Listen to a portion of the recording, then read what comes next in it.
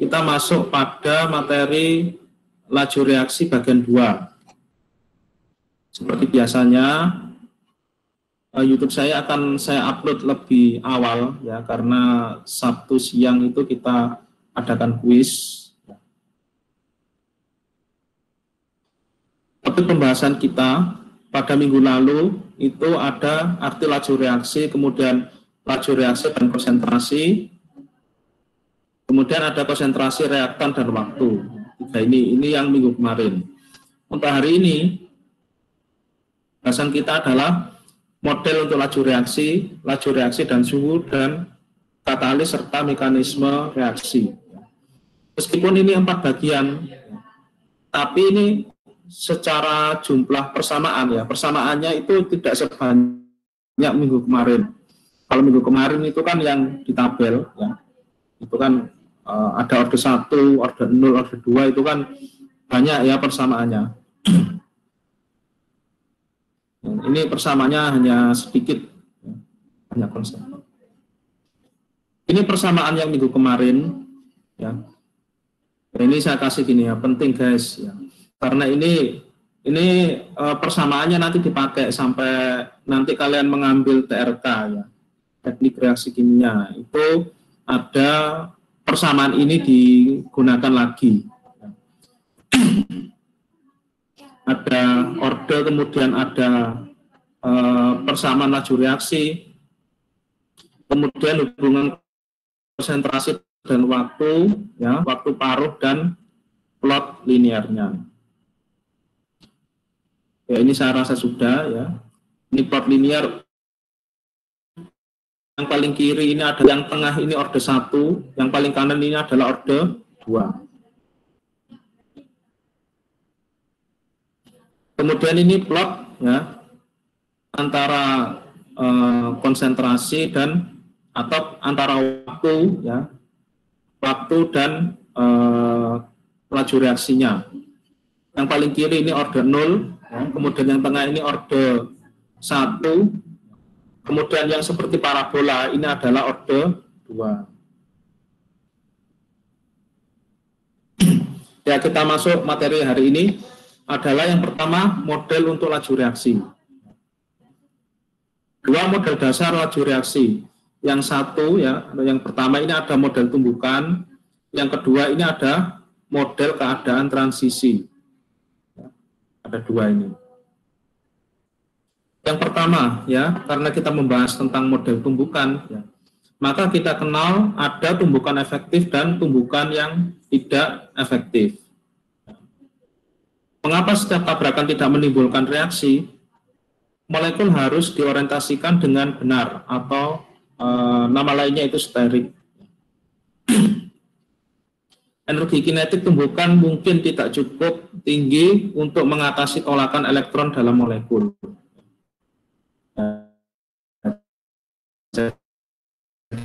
Jadi kalau ada elektron terluar dengan elektron terluar, itu akan menimbulkan sebuah tolakan. Untuk setiap reaksi ada energi minimum yang harus dimiliki molekul untuk bereaksi. Energi ini adalah energi aktivasi.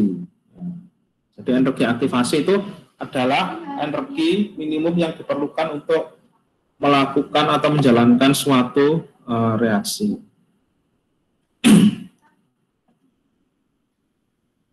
Nah, ini misalkan ada contoh CO atau karbon monoksida bereaksi dengan NO2 menjadi CO2 plus NO.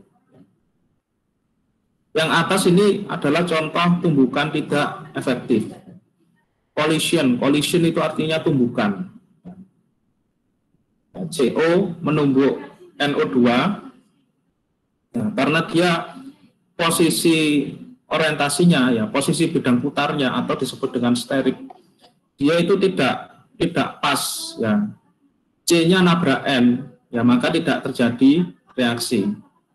Tapi kalau C-nya nabrak O seperti gambar yang di bawahnya, ini terjadi tumbukan yang efektif collision. Ini menjadi CO2 plus NO.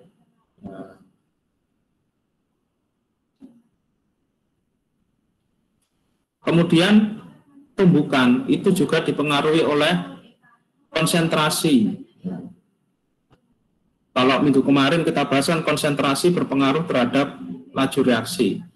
Semakin tinggi konsentrasinya, maka semakin besar laju reaksinya. Ini yang A, ini adalah partikelnya jumlahnya sedikit ya, atau konsentrasinya kecil. Yang B atau yang sebelah kanan, ini konsentrasinya lebih tinggi ya, atau jumlah partikelnya lebih banyak karena konsentrasinya tinggi. Nah, karena jumlah partikelnya banyak, maka dia kemungkinan terjadi tumbukan itu lebih besar. Yang A ini cuma dia menumbuk 2 kali. Kalau yang B ini karena partikelnya banyak, dia bisa menumbuk 4 kali. Berarti bisa diartikan laju reaksinya 2 kalinya lebih besar, laju reaksi B lebih besar 2 kali daripada laju reaksi A. Nah, ini ada aspek kuantitatif dari teori tumbukan. Persamaan generalnya atau persamaan umum adalah K sama dengan P kalikan Z kalikan F. Di mana P adalah faktor sterik ya, yang memperhitungkan fakta bahwa hanya orientasi molekul tertentu yang akan menyebabkan tumbukan efektif. Kemudian ini ada Z. Ya. Z adalah frekuensi tumbukan, jumlah tumbukan per satuan waktu pada konsentrasi suatu reaktan. Sedangkan F adalah fraksi tumbukan di mana energi tumbukan sama dengan atau lebih besar dari energi aktivasi. Nah, persamaan ini mungkin pernah kalian lihat ketika SMA ya, pada bab laju reaksi. F sama dengan E ini eksponen. Ya. Eksponen min EA per RT. EA adalah energi aktivasi. Ya, kalau energi berarti satuannya joule. Ya. Bisa joule, bisa kilojoule, ya tergantung dari nilai R-nya. R ya adalah konstanta gas dalam joule per mol Kelvin. T adalah suhu ya dalam Kelvin.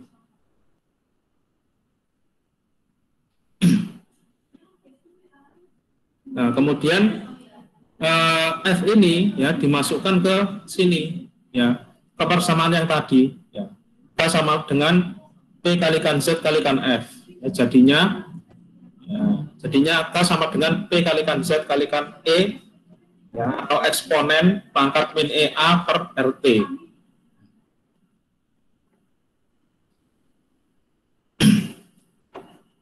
Persamaan gabungan ini memberi tahu kita bahwa semakin besar energi aktivasi, semakin kecil konstanta laju. Ya, ini.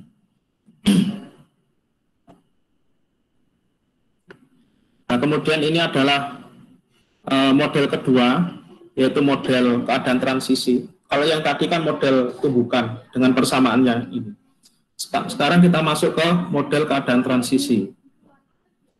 Misalkan ini ada grafik tentang energi aktivasi, di mana sumbu X-nya adalah arah reaksi, kemudian sumbu Y-nya adalah energi aktivasi.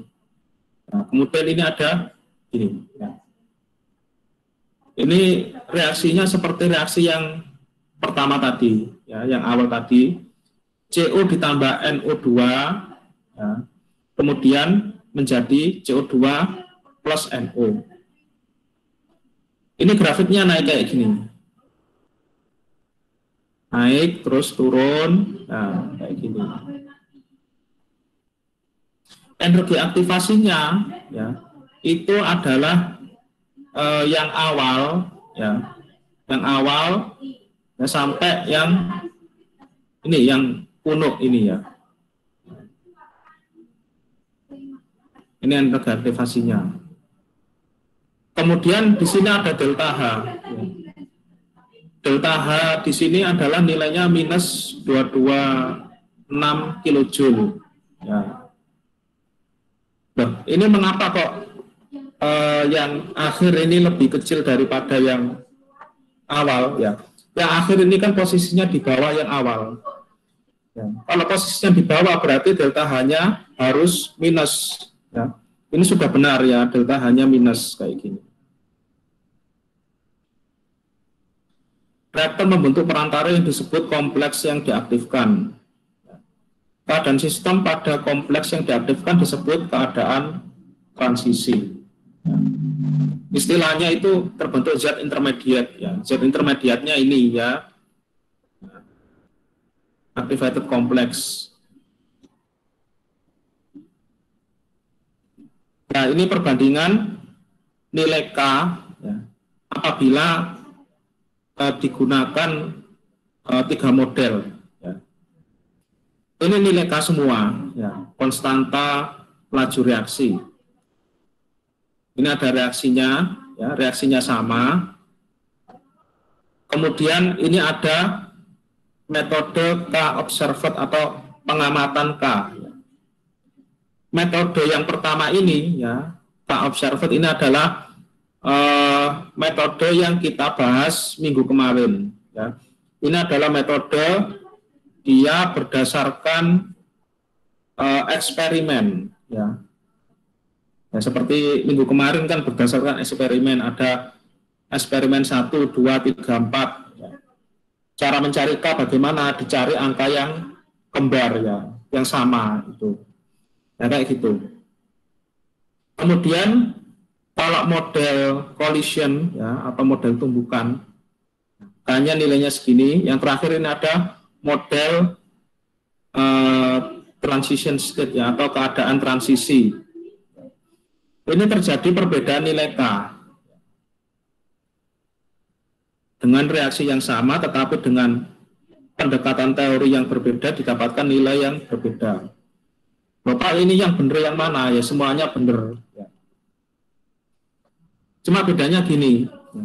Kalau dua model yang terakhir, ya, collision model dan transition state model, itu dia modelnya pendekatannya pendekatan teoritis, ya, pendekatan dengan rumus, kemudian menggunakan asumsi dia kondisinya ideal. Ya.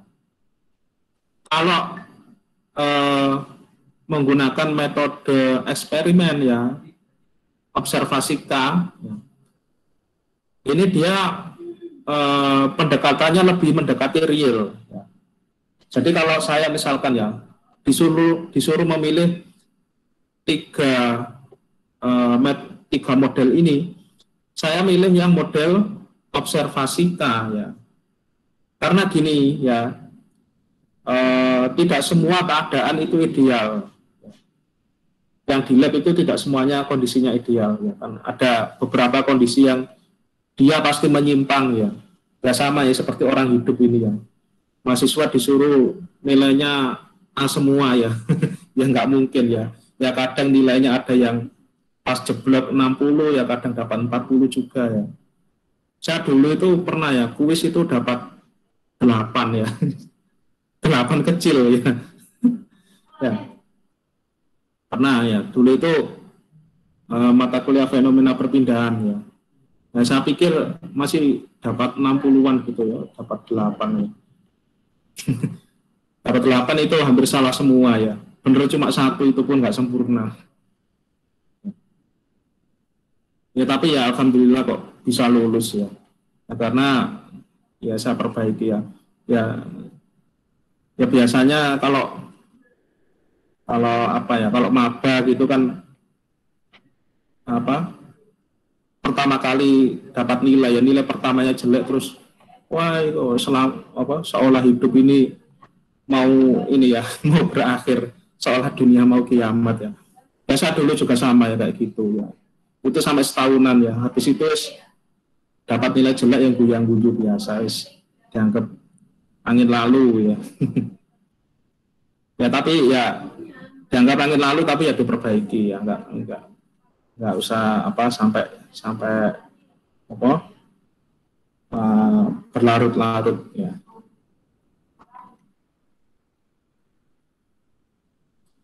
Tadi saya bahas apa kok?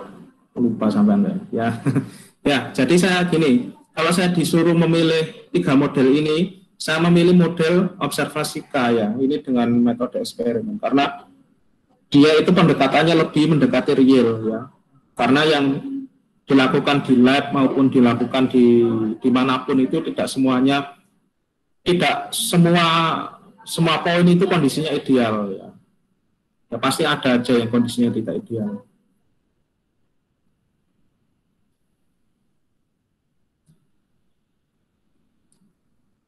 Ya, kemudian kita ke teori kinetik ya. Ya ini saya singkat saja ya. Suhu yang lebih tinggi berarti energi kinetik yang lebih tinggi. Semakin tinggi suhunya, semakin besar frekuensi molekul yang memiliki energi aktivasi. Ya, umum ya. Jadi kalau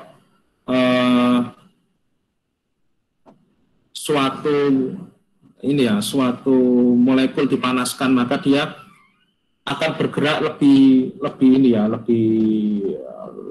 lincah ya, sehingga energi kinetiknya juga jadi lebih besar.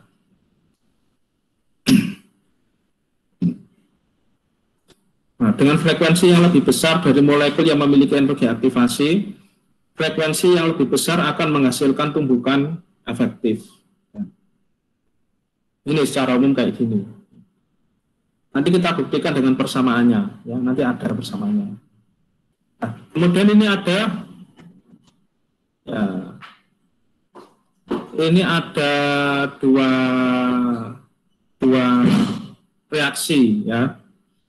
Dua reaksi, yang mana ini yang merah ya, atau dia T ya. Kemudian ada yang hijau ya, yang hijau ini adalah T plus 10 ya. Ini maksudnya apa? T sama T plus 10 ini adalah suhu berlangsungnya reaksi ya. Nah, kemudian yang merah ya, yang merah ini kan ini ya, yang merah ya, dia energi aktivasinya ini ya, yang diarsir orange ya. Kemudian yang grafik hijau ini energi aktivasinya yang diarsir hijau ya. Luas mana antara yang hijau dengan yang merah? Kan luas yang hijau ya. Ya, kelihatan ya, kalau secara kasat mata ini kelihatan ya. Ini enggak dihitung ya, ini cuma secara kasat mata sudah kelihatan. Yang hijau ini lebih luas, artinya dia energi aktivasinya lebih besar daripada yang orange ya, atau yang merah. Ya, ini menandakan bahwa kalau suatu reaksi berlangsung pada suhu yang lebih tinggi, ya, artinya kan dia request suhu yang tinggi untuk menjalankan reaksinya. Berarti dia request energi aktivasi yang lebih tinggi pula. Contohnya gini ya, pada kasus ini kayak gini. Saya punya bensin sama solar. Bensin sama solar itu dia memiliki yang namanya flash point. Ya. Flash point itu artinya titik request yang dibutuhkan untuk membakar bahan bakar itu pada kondisi atmosfer atau pada kondisi ideal. Jadi intinya gini, flash point itu titik nyala. Suatu zat tidak akan terbakar kalau belum mencapai titik nyalanya. Ya. Berarti flash point bensin sama solar itu masih tinggi flash point solar. Ya. Berarti solar itu lebih sulit terbakar daripada bensin. Nah, logikanya kan gitu. Karena apa ya? Karena solar ini rantai karbonnya lebih panjang. Ya. Kalau bensin itu kan C-nya 8 ya, isooktana. Kalau solar di atas 8 ya.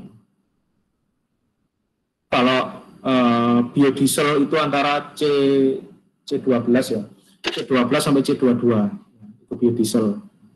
Kalau solar ya mirip-mirip itulah ya. Solar kan ada grade-nya juga, ada kelas 1, kelas 2 ya.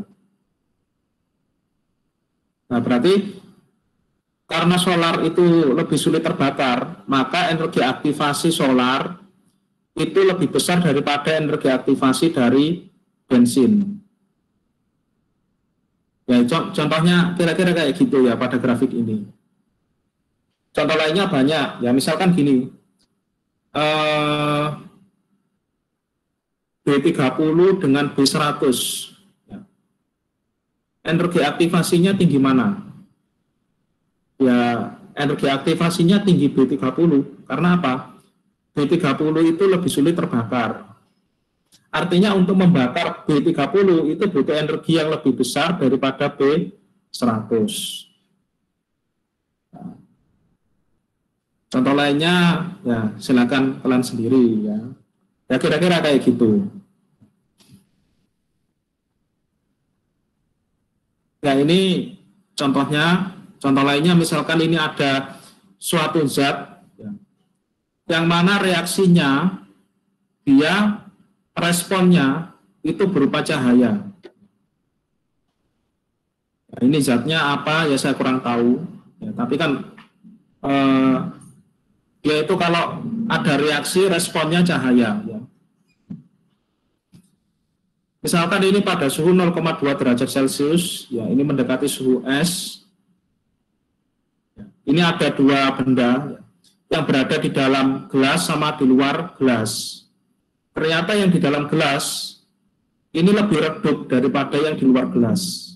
Berarti yang di dalam gelas dia laju reaksinya lebih kecil ya daripada yang di luar gelas.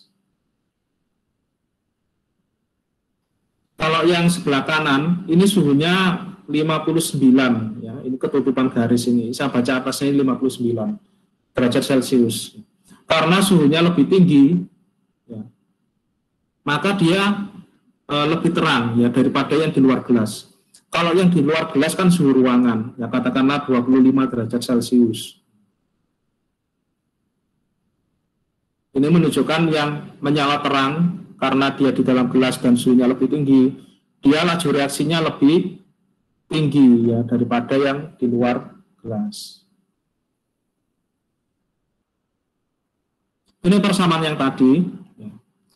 Ingat dari model tabrakan K sama dengan P kalikan Z kalikan eksponen min EA per RT.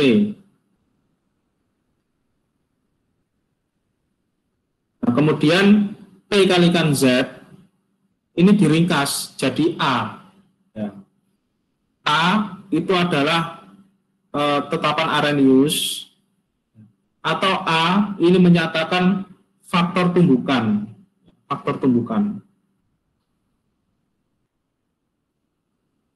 Kemudian belakangnya kalikan eksponen min EA per RT, sama ya.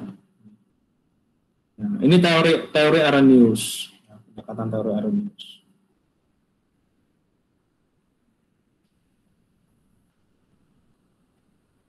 Kemudian interpretasi grafik persamaan Arrhenius. Persamaan Arrhenius dapat dimasukkan ke dalam bentuk Y sama dengan M kalikan X plus B.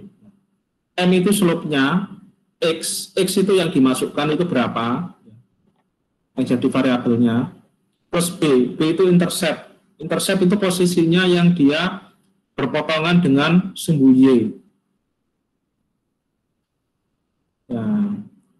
Persamaannya tadi kan apabila ini ya, nah, bila ini eksponennya dia dikeluarkan, maka jadi ln K sama dengan ln A min EA per RT. Kan jadi kayak gini. Nah, kemudian dari sini dapat diplot ya. Plot ln K pada sumbu Y versus 1/T sama pada sumbu X menghasilkan kemiringan ya, atau gradien sama dengan min EA per R ya. Ya, ini penting ya, yang saya kasih merah-merah ini penting ya. Kita nanti lihat soal ada gambar grafiknya.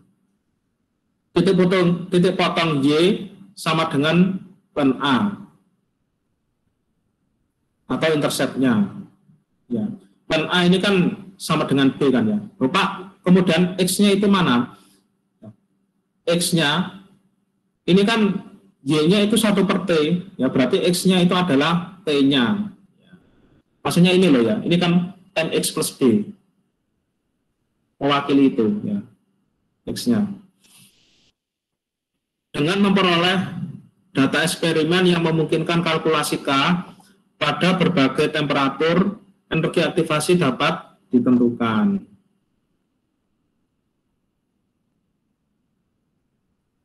Contohnya ini, ya, apabila tadi digambar, di mana sumbu X-nya 1/T dalam Kelvin ya, ini dalam Kelvin. Kemudian sumbu Y-nya itu adalah ln K,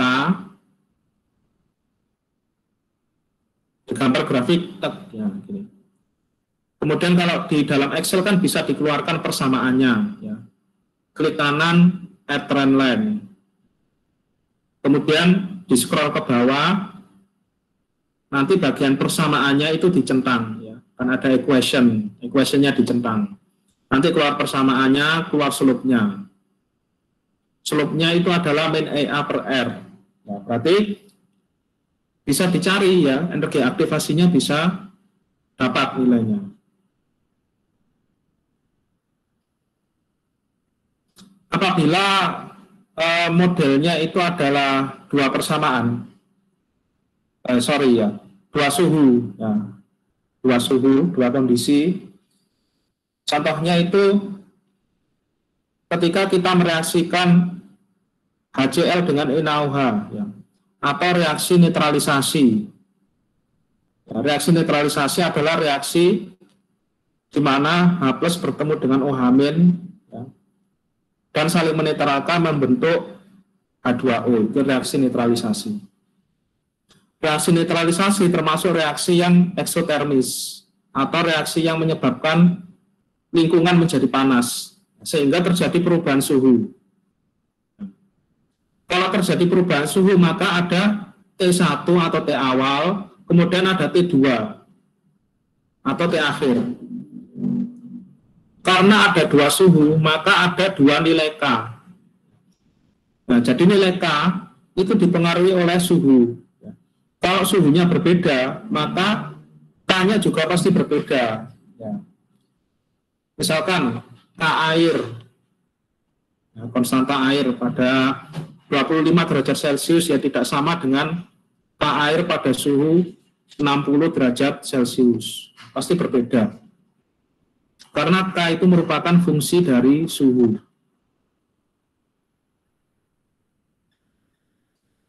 Nah, kemudian kita masuk ke pengertian katalis. Katalis adalah zat yang meningkatkan laju dari suatu reaksi yang didapatkan kembali pada kondisi akhirnya.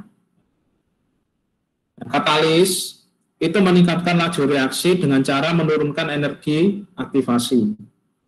Katalis itu bereaksi ya. Jadi katalis itu bukannya tidak bereaksi ya. Katalis itu bereaksi, tapi di akhirnya ketika dia reaksinya sudah mendapatkan produk dan berhenti, maka katalisnya didapatkan kembali. Ya, itu katalis. Katalis bertindak dengan memasukkan jalur berenergi lebih rendah, tempat reaksi dapat berlangsung. Jadi dia dapat memilih jalur energi yang lebih rendah. Artinya kan energi aktivasinya bisa lebih rendah. Kompleks yang teraktivasi terbentuk dengan energi yang lebih rendah daripada tanpa kehadiran katalis. Ini jelas yang ketiga. Contohnya gini. Ini ada grafik, sumbu Y-nya adalah energi, sumbu X-nya adalah arah reaksi. Ini yang merah, ini tanpa katalis. Yang hijau, ini adalah dengan katalis. Dapat dilihat bahwa yang hijau, ini energi aktivasinya lebih kecil daripada yang merah. Lebih kecil ini energi aktivasinya. Tapi yang hijau, ini kan punuknya ada dua. Yang merah punuknya cuma satu. Artinya apa? Kalau punuknya ada dua gini, berarti dia ada dua tahap reaksi. Dengan ini jumlah punuk, ini menunjukkan jumlah dari tahapan reaksi. Tahapannya jadi banyak, tetapi energi yang dibutuhkan itu lebih kecil, atau lebih hemat energi. Contohnya gini ya, membuat biodiesel ya, itu ada yang tanpa katalis, ada yang menggunakan katalis. Katalisnya biasanya menggunakan katalis cair NaOH. Ya. Ya, biodiesel itu bisa ya dibuat tanpa katalis bisa, tetapi dia request suhu yang lebih tinggi dan waktu yang lebih lama.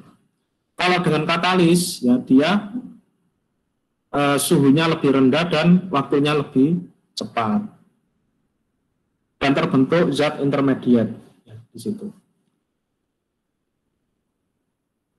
Jenis katalis ada dua. Yang pertama katalis homogen, yang kedua katalis heterogen. Nah, kita ke katalis homogen. Katalis homogen hadir dalam fase yang sama dengan reaktan. Jadi kalau reaktannya cair, ya katalisnya cair. Itu homogen. Contohnya, ini ada dekomposisi H2O2 atau hidrogen peroksida. Ini hidrogen peroksida, dia fasanya aqueous ya atau larutan. Reaksinya lambat tanpa katalis. Reaksi menjadi cepat jika NaI aqueous ditambahkan ya. Sama-sama aqueousnya. Ya ini kalau fasanya sama berarti dia katalis homogen. Kalau katalis heterogen berada dalam fase yang berbeda dari campuran reaksi. Kalau kalau reaktannya itu cair, katalisnya bisa padat. Ya. Ini biasanya reaksi-reaksi yang menggunakan katalis heterogen itu banyak terjadi pada reaksi pada cracking minyak bumi. Ya. Biasanya digunakan katalis yang berbasis vanadium ya. Ya. Crude minyak bumi itu kan cair kan ya, dia selari ya. Cair. Nah kemudian katalisnya menggunakan padat kompleks vanadium ya, ada rumusnya ya. Logam kompleks kan rumusnya panjang ya, nggak sederhana, saya nggak hafal. Nah, contohnya itu.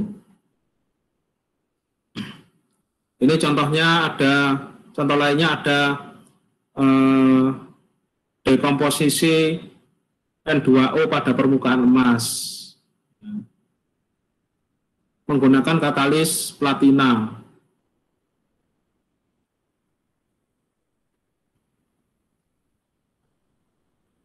Mengkatalisis oksidasi CO menjadi CO2, mengkatalisis oksidasi hidrokarbon yang tidak terbakar menjadi CO2 dan air. Nah, ini contohnya. Ini katalisnya itu di dalam catalytic converter. Catalytic converter itu tempatnya, di dalamnya ada katalisnya. Nah, ini dia mengubah CO dan NO, ya. I-nya kan ada CO dan NO. Outnya CO dan NO nggak ada, sudah dirubah menjadi CO2 dan N2 dengan katalis platina. Platina itu mahal ya, platina itu harganya hampir 2 kalinya emas ya. Emas gram sekarang berapa? 700.000 ya. Ya nggak tahu ya, saya nggak ngecek ya.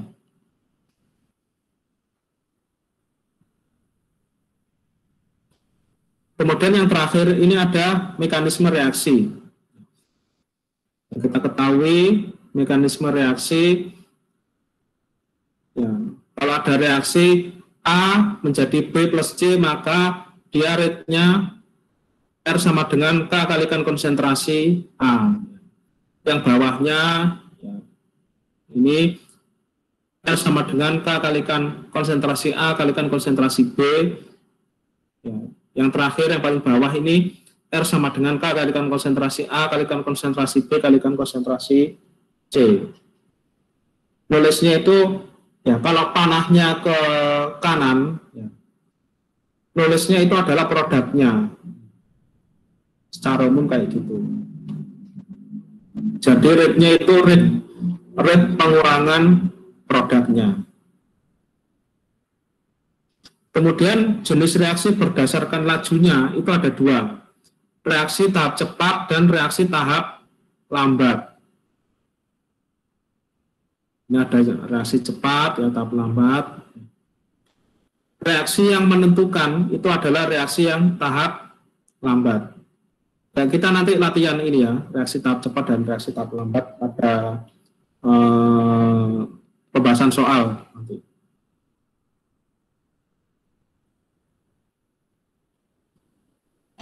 Ya ini, ketentuan reaksi tahap lambat. Ini saya terjemahkan saja dari Masterton ya. Sama persis nanti bisa dicari 3 poin ini. Yang pertama, laju reaksi keseluruhan tidak boleh melebihi laju tahap paling lambat. Berarti kan yang paling lambat itu menentukan, yang jadi role model ya, atau model dasar, model utama. Jika tahap tersebut paling lambat, laju reaksi akan kira-kira sama dengan keseluruhan reaksi. Tahap paling lambat dalam suatu reaksi biasanya adalah yang memiliki energi aktivasi tertinggi. Jadi semakin besar energi aktivasinya, semakin dia menjadi penentu reaksi, ya, penentu laju reaksi.